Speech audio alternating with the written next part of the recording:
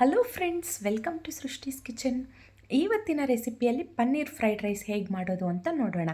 ಮಕ್ಕಳಿಗೆಲ್ಲ ತುಂಬ ಇಷ್ಟವಾದ ರೆಸಿಪಿ ಇದು ಅಂತ ಹೇಳ್ಬೋದು. ನಾವು ರೈಸ್ ಒಂದು ರೆಡಿ ಮಾಡಿ ಪಕ್ಕಕ್ಕೆ ಇಟ್ಕೊಂಡ್ಬಿಟ್ರೆ ಉಳಿದಿದ್ದ ಪ್ರಾಸೆಸ್ ಎಲ್ಲ ಒಂದು 5ರಿಂದ 10 ನಿಮಿಷದೊಳಗಡೆ ರೆಡಿ ಆಗಿಬಿಡುತ್ತೆ ಫಟಾಫಟ್ ಅಂತ. ಇದು ಲಂಚ್ ಬಾಕ್ಸ್ಗಾಗ್ಬೋದು ಅಥವಾ ವೀಕೆಂಡ್ಸಲ್ಲಿ ಮಕ್ಕಳು ಮನೆಯಲ್ಲಿದ್ದಾಗ ಮಾಡಿಕೊಡ್ಲಿಕ್ಕಾಗ್ಬೋದು. ತುಂಬ ಚೆನ್ನಾಗಿರುತ್ತೆ.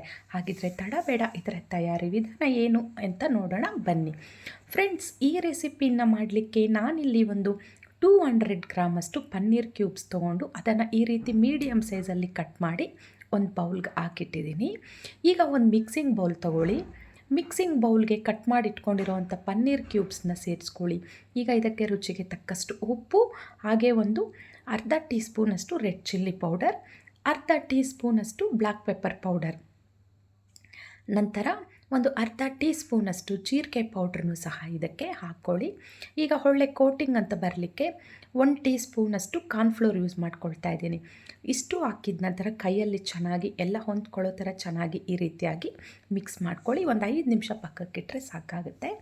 ಈಗ ಸ್ಟವ್ ಮೇಲೆ ಒಂದು ಪ್ಯಾನ್ ಇಟ್ಟು ಇದಕ್ಕೆ ಒಂದು ಸ್ವಲ್ಪ ಆಯಿಲ್ ಸೇರಿಸ್ಕೊಳ್ತಾ ಇದ್ದೀನಿ. ಆಯಿಲ್ ಬಿಸಿ ಆದಮೇಲೆ ಇದಕ್ಕೆ ನಾವಿಲ್ಲಿ ರೆಡಿ ಮಾಡಿ ಇಟ್ಕೊಂಡಿರೋವಂಥ ಪನ್ನೀರ್ ಕ್ಯೂಬ್ಸ್ನ ಇದಕ್ಕೆ ಸೇರಿಸ್ಕೊಂಡು ಇದನ್ನು ಸ್ವಲ್ಪ ಚೆನ್ನಾಗಿ ಫ್ರೈ ಮಾಡ್ಕೋಬೇಕು. ಇದೇ ರೀತಿ ನಿಧಾನಕ್ಕೆ ಜಾಗ್ರತೆಯಿಂದ ಕಲಿಸ್ಕೊಳ್ಳಿ, ಯಾಕಂದರೆ ಪನ್ನೀರ್ ಕ್ಯೂಬ್ಸ್ ಒಡೆಯೋ ಚಾನ್ಸಸ್ ಇರುತ್ತೆ. ಸ್ವಲ್ಪ ನಿಧಾನಕ್ಕೆ ಕಲಿಸ್ಕೊಳ್ಳಿ. ಈ ರೀತಿ ಕಲಸಿದ ನಂತರ ಇದಕ್ಕೆ ಒಂದು ಸ್ವಲ್ಪ ಟೊಮೆಟೊ ಸಾಸನ್ನು ಸಹ ಹಾಕ್ಕೊಳ್ತಾ ಇದ್ದೀನಿ. ಆಗ ನಮಗೆ ಪನ್ನೀರ್ ಕ್ಯೂಬ್ಸ್ ಅನ್ನೋದು ಒಳ್ಳೆ ಕಲರ್ ಬರುತ್ತೆ. ಸ್ವಲ್ಪ ಟೊಮೆಟೊ ಸಾಸ್ ಹಾಕಿದ ನಂತರ ನೋಡಿ ಕಲರ್ ಹೇಗೆ ಬಂದಿದೆ. ಇದನ್ನು ಚೆನ್ನಾಗಿ ಸ್ವಲ್ಪ ಮಿಕ್ಸ್ ಮಾಡಿಕೊಂಡು, ಅಂದರೆ ನಮಗೆ ಇಲ್ಲಿ ಪನ್ನೀರ್ ಕ್ಯೂಬ್ಸ್ ಅನ್ನೋದು ಫ್ರೈ ಆಗಿದೆ ಅಂತ ಗೊತ್ತಾಗುತ್ತೆ. ಆಗ ಅದನ್ನು ತೆಗೆದು ಪಕ್ಕಕ್ಕೆ ಒಂದು ಬೌಲ್ಗೆ ತಗೊಳ್ಳೋಣ. ಇದನ್ನೆಲ್ಲ ಪಕ್ಕಕ್ಕೆ ತೆಗೆದಿದ ನಂತರ ಉಳಿದ ಪ್ರಾಸೆಸ್ ಇದೇ ಒಂದು ಪ್ಯಾನಲ್ಲಿ ನಾವು ಮಾಡ್ಕೊಳ್ಳೋಣ. ಈಗ ಇದಕ್ಕೆ ಇನ್ನೊಂದು ಟೇಬಲ್ ಸ್ಪೂನಷ್ಟು ಎಣ್ಣೆ ಸೇರಿಸ್ಕೊಂಡು, ಎಣ್ಣೆ ಚೆನ್ನಾಗಿ ಬಿಸಿಯಾಗಿದೆ. ಈಗ ಇದಕ್ಕೆ ಕ್ಯಾರೆಟ್ 1 ಕಪ್ಪಷ್ಟು ಹಾಕ್ಕೊಳ್ತಾ ಇದ್ದೀನಿ. ಅದನ್ನು ಸಣ್ಣದಾಗಿ ಈ ರೀತಿ ಕಟ್ ಮಾಡಿಟ್ಟಿದ್ದೀನಿ.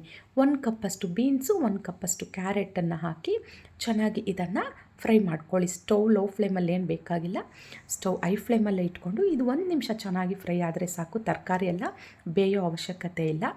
ಈಗ ಇದಕ್ಕೆ ಜಿಂಜರ್ ಗಾರ್ಲಿಕ್ ಪೇಸ್ಟನ್ನು ಹಾಕ್ಕೊಳ್ತಾ ಇದ್ದೀನಿ. ಒಂದು ಅರ್ಧ ಟೀ ಸ್ಪೂನಷ್ಟು ಹಾಕ್ಕೊಳ್ತಾ ಇದ್ದೀನಿ. ಅದರ ಹಸಿ ವಾಸನೆ ಹೋಗೋವರೆಗೂ ಫ್ರೈ ಮಾಡ್ಕೊಳ್ಳಿ. ನಾನಿಲ್ಲಿ ರೈಸ್ ರೆಡಿ ಮಾಡಿ ಇಟ್ಬಿಟ್ಟಿದ್ದೀನಿ. ನಾವು ವೈಟ್ ರೈಸ್ಗೆ ಯೂಸ್ ಮಾಡೋ ಅಕ್ಕಿ ಆಗ್ಬೋದು, ಬಾಸುಮತಿ ಆಗ್ಬೋದು, ಯಾವುದೇ ತಗೊಳ್ಳಿ, ಬಟ್ ಫ್ರೈಡ್ ರೈಸ್ಗಳಿಗೆ ಸ್ವಲ್ಪ ಉದ್ರಾಗೆ ಇರಬೇಕು ಅನ್ನ ಅನ್ನೋದು. ನಾನಿಲ್ಲಿ ಬಾಸುಮತಿ ರೈಸಲ್ಲೇ ರೈಸ್ ರೆಡಿ ಮಾಡಿ ಪಕ್ಕಕ್ಕಿಟ್ಟಿದ್ದೆ. ಆ ರೈಸನ್ನು ಈಗ ಇದಕ್ಕೆ ಸೇರಿಸ್ಕೊಳ್ತಾ ಇದ್ದೀನಿ. ಈಗ ಇದಕ್ಕೆ 1 ಟೀ ಸ್ಪೂನಷ್ಟು ಸೋಯಾ ಸಾಸ್, 1 ಟೀ ಸ್ಪೂನಷ್ಟು ಗ್ರೀನ್ ಸಾಸ್ ಹಾಕೋ ಅಂಥ ವೀಡಿಯೋ ಕ್ಲಿಪ್ಪಲ್ಲಿ ಮಿಸ್ ಆಗಿದೆ. ವೀಡಿಯೋದಲ್ಲಿ ಕಾಣಿಸ್ತಿದೆ ನೋಡಿ ಗ್ರೀನು. ಹಾಗೆಯೇ ರುಚಿಗೆ ತಕ್ಕಷ್ಟು ಉಪ್ಪು, ಸ್ವಲ್ಪ ಬ್ಲ್ಯಾಕ್ ಪೆಪ್ಪರ್ ಪೌಡರ್ ಒಂದು ಅರ್ಧ ಟೀ ಸ್ಪೂನಷ್ಟು ಹಾಕ್ಕೊಳ್ತಾ ಇದ್ದೀನಿ. ಫ್ರೈಡ್ ರೈಸ್ಗಳು ಯಾವತ್ತೂ ಸ್ಪೈಸಿಯಾಗಿ ಬರಬಾರ್ದು, ಅದಕ್ಕಾಗಿ ಇದಕ್ಕೆ ಎಷ್ಟು ಬೇಕೋ ಅಷ್ಟು ಖಾರ ಹಾಕ್ಕೊಳ್ಳಿ. ಪೆಪ್ಪರ್ ಪೌಡರ್ ಹಾಕಿದ್ದೀನಿ ಒಂದು ಅರ್ಧ ಟೀ ಸ್ಪೂನಷ್ಟು. ಹಾಕಿದ ನಂತರ ಈ ರೀತಿಯಾಗಿ ಚೆನ್ನಾಗಿ ಎಲ್ಲ ಮಿಕ್ಸ್ ಮಾಡ್ಕೊಳ್ಳಿ. ಮಿಕ್ಸ್ ಮಾಡ್ಕೊಂಡಿದ ನಂತರ ಈ ರೀತಿಯಾಗಿ 2 ಕಡೆ ಅಂದರೆ ಪ್ಯಾನನ್ನು ಈ ರೀತಿ ಕೈಯಲ್ಲಿ ಇಟ್ಕೊಂಡು ಟಾಸ್ ಮಾಡ್ಕೊಳ್ಳಿ. ಈ ರೀತಿಯಾಗಿ ಮಾಡಿದ ನಂತರ ಈಗ ಇದಕ್ಕೆ ನಾವಿಲ್ಲಿ ಫ್ರೈ ಮಾಡಿಟ್ಕೊಂಡಿರೋವಂಥ ಪನ್ನೀರ್ ಕ್ಯೂಬ್ಸ್ನ ಸೇರಿಸ್ಕೊಳ್ಳೋಣ. ಈ ರೀತಿಯಾಗಿ ಸೇರಿಸಿದ ನಂತರ ಎಲ್ಲ ಚೆನ್ನಾಗಿ ಒಮ್ಮೆ ಮಿಕ್ಸ್ ಮಾಡ್ಕೊಳ್ಳಿ.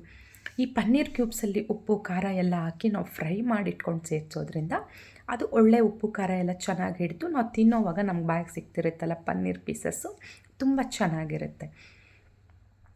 ಈಗ ಕೊನೆಯಲ್ಲಿ ಸ್ಪ್ರಿಂಗ್ ಆನಿಯನ್ ಸಣ್ಣದಾಗಿ ಕಟ್ ಮಾಡಿಟ್ಕೊಂಡಿರೋವಂಥ ಸ್ಪ್ರಿಂಗ್ ಆನಿಯನ್ನ ಹಾಕ್ಕೊಂಡು ಇದನ್ನು ಇನ್ನು ಬಿಸಿಯಾಗಿ ಸರ್ವ್ ಮಾಡ್ಕೊಳ್ಳೋದು ಅಷ್ಟೇ. ನೋಡಿದ್ರಲ್ವ ಫ್ರೆಂಡ್ಸ್, ಎಷ್ಟು ಸಿಂಪಲ್ ಅಂತ. ನಿಮಗೆ ಈ ರೆಸಿಪಿ ಇಷ್ಟ ಆಗಿದ್ದಲ್ಲಿ ನನ್ನ ಚಾನಲ್ನ ಸಬ್ಸ್ಕ್ರೈಬ್ ಮಾಡಿ.